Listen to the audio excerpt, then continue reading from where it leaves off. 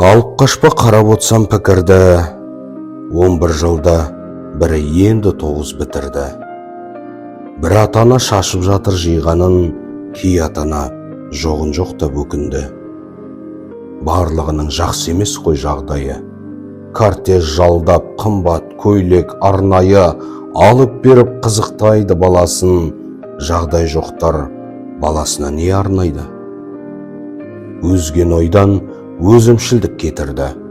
Ойламастан жағдайларды не түрлі, құқық бұзушылық болмасын деп сақшылар ескертсе де бұзығымыз бүлдірді.